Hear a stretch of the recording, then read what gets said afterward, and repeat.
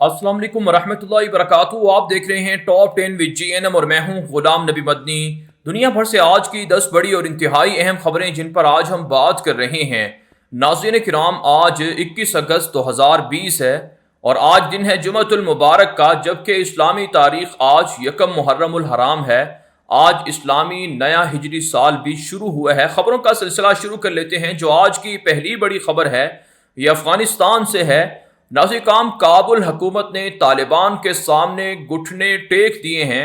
काबुल हुकूमत की जानिब से दावा किया गया है कि इंट्रा अफगान मुज़ाकरात का जो राउंड है वो यकीनन कैदियों की रिहाई के बाद शुरू होगा और काबुल हुकूमत जल्द तालिबान कैदियों को रिहा कर देगी।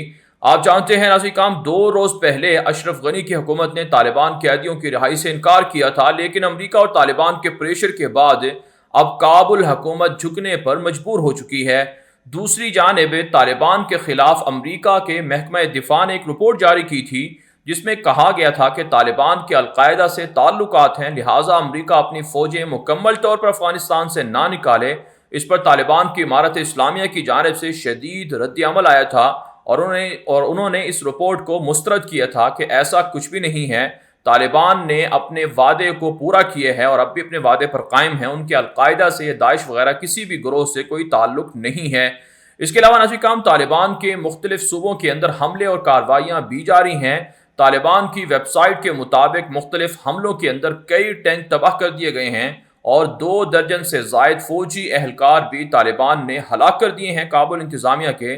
जबकि तालिबान के मातहत इलाकों के अंदर 79 शहरी आबादी को काबुल हुकूमत ने टारगेट भी किया है।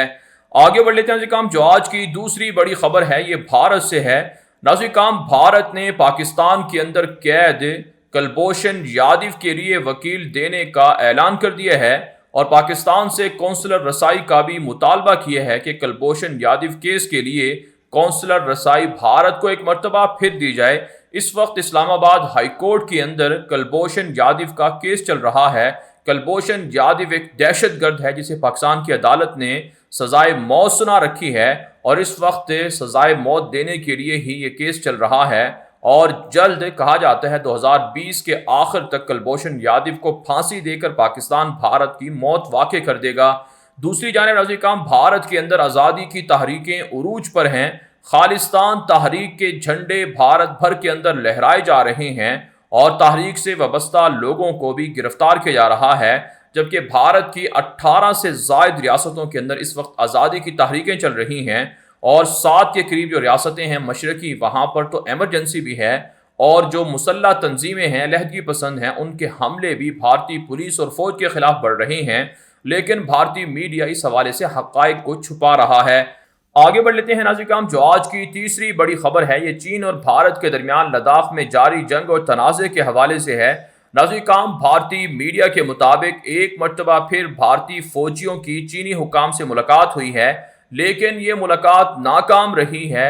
भारत ने मुतालबा किया कि चाइना फौजें पीछे हटाए पोजीशनें छोड़ दे, लेकिन चाइना फौजें हटाने पर तैयार नहीं है और मुसलसल फौजों में इजाफा जारी है। जंगी साजो सामान पहुंचाया जा रहा है, जबकि भारतीय दफ्तर खारजा इस हवाले से अवाम से एक मरतबा फिर झूठ बोल रहा है। भारतीय मीडिया में खबर चली है कि दफ्तर खारजा ने अवाम को यकीन दिलाया है कि मामलात हल हो गए हैं, तनाज़ा अब ख़त्म होता जा रहा है, हालांकि ऐसा कुछ भी नहीं हो रहा है। इसके अलावा नाज़रीन, इत्तलात सामने आ रही हैं कि भारत के वज़ीर आज़म नरेंद्र मोदी ने नेपाली हम मनसब से फ़ोन पर बातचीत की है और भारत ने मिन्नतें की हैं नेपाल की कि वह उनके साथ सरहदी तनाज़े को मुज़ाकरात के ज़रिए से हल करना चाहता है। यही वजह है आने वाले 2-3 हफ्तों के दौरान नेपाल और भारत के दरमियान मुज़ाकरात भी हो सकते हैं। लेकिन आप जानते हैं भारत के खिलाफ है, नेपाल हो या फिर भूटान हो या बांग्लादेश हो, ये सारे पाकिस्तान के ब्लॉक में और चाइना के ब्लॉक में जा चुके हैं। आगे बढ़ लेते हैं। जो आज की चौथी बड़ी खबर है ये मकबूजा कश्मीर से है। नाज़रीन, मकबूजा कश्मीर के अंदर भारतीय पुलिस ने दावा किया है कि रवां साल 2 दर्जन से जायद मुजाहिदीन कमांडरों को शहीद किया गया है। जबकि नाज़रीन, भारतीय पुलिस का ये दावा अपनी जगह पर है, लेकिन मुजाहिदीन के हमलों में भी 1 साल के दौरान कम अज़ कम भारतीय पुलिस के इंतहाई आला अफसर, तकरीबन जिनकी तादाद 50 से जायद बनती है, उनको मार डाला गया है और मुसलसल झड़पें जारी हैं। मुजाहिदीन के हमले भी हो रहे हैं, भारतीय फौज के ताबूत भी कश्मीर से निकाले जा रहे हैं। لیکن بھارتی حکومت اور بھارتی پولیس اور میڈیا اس حوالے سے حقائق عوام کو نہیں بتاتا ہے۔ اس کے علاوہ ناظرین کرام اطلاعات سامنے آ رہی ہیں کہ مقبوضہ کشمیر کے اندر بھارت کی درندہ دہشت گرد مودی حکومت نے تاجروں کے خلاف ایک مرتبہ پھر پابندیاں لگانے کا، نقصان پہنچانے کا اعلان کر دیا ہے۔ باوجود اس کے کہ تاجروں کی نقصان ہو رہا ہے، تاجروں کا نقصان ہو رہا ہے، تاجروں کی جو معیشت ہے یا آپ کہہ سکتے ہیں تجارت ہے، اس میں کافی نقصان ہوا ہے، اس کے باوجود مودی حکومت نے تاجروں سے اربوں روپے ٹیکس کے نام پر وصول کرنے کا اعلان کر دیا ہے، جس سے تاجر مقبوضہ کشمیر کے بے حد پریشان ہیں۔ اربوں روپے کا نقصان ہو چکا ہے بھارت کے کالے قوانین کی وجہ سے کشمیریوں کو۔ اس کے علاوہ ناظرین کرام پاکستان کے دفتر خارجہ نے بھارت کے ظالمانہ اقدامات کے خلاف ایک مرتبہ پھر دنیا سے مطالبہ کیا ہے کہ وہ نوٹس لے اور کشمیریوں کو حق خود ارادیت دیا جائے۔ آگے بڑھ لیتے ہیں ناظرین کرام، جو آج کی پانچویں بڑی خبر ہے یہ یورپ سے ہے۔ ناظرین کرام یورپ کے اندر اس وقت تنازع چل رہا ہے، حالات خراب ہیں، اختلافات ہیں۔ اس وقت فرانس اور جرمنی دو ہی بڑے ملک رہ گئے ہیں جو یورپی ممالک کو متحد کرنے کے لیے متحرک ہیں۔ ایک تازہ خبر کے مطابق جرمن چانسلر انجیلا مرکل اور فرانسیسی صدر ایمانوئل میکرون کے درمیان ملاقات ہوئی ہے، اور دونوں نے ملاقات کے اندر بیلاروس، قبرص، ترکی اور اسی طرح سے لبنان کے معاملات پر گفتگو کی ہے، جبکہ جرمن چانسلر نے کہا ہے کہ بحر متوسط کے اندر تنازعات کو نہیں بڑھنا چاہیے بلکہ امن و امان بحال ہونا چاہیے۔ آپ جانتے ہیں ترکی کی فوجیں اس وقت بحر متوسط کے اندر ڈرلنگ کر رہی ہیں، وہاں پر پیٹرول اور گیس کو تلاش کیا جا رہا ہے، جبکہ فرانس نے بھی اپنی فوجیں ترکی کے خلاف بحر متوسط میں اتاری ہیں، لیکن جرمنی پریشان ہے کہ ترکی کا مقابلہ نہیں کیا جا سکتا ہے، اس لیے معاملات کو مذاکرات کے ذریعے سے حل کیا جائے۔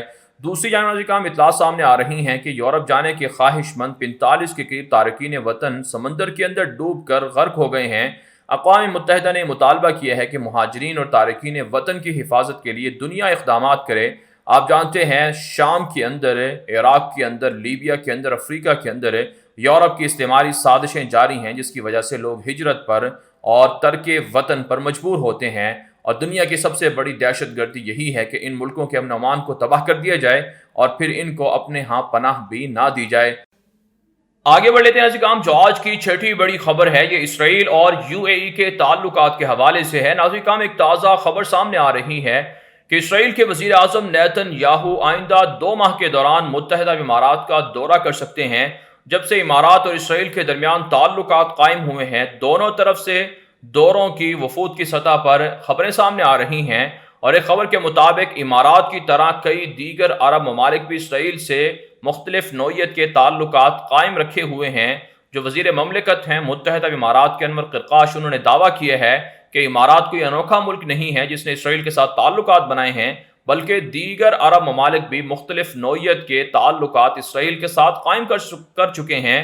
جبکہ ناظرین کرام چند دن پہلے آپ نے خبر سنی تھی کہ سعودی عرب نے اسرائیل کو تسلیم نہ کرنے کا اعلان کیا ہے، جبکہ خبریں یہ سامنے آ رہی ہیں کہ بیک ڈور اسرائیل کے ساتھ سعودی عرب کے بھی رابطے اور تعلقات قائم ہو چکے ہیں۔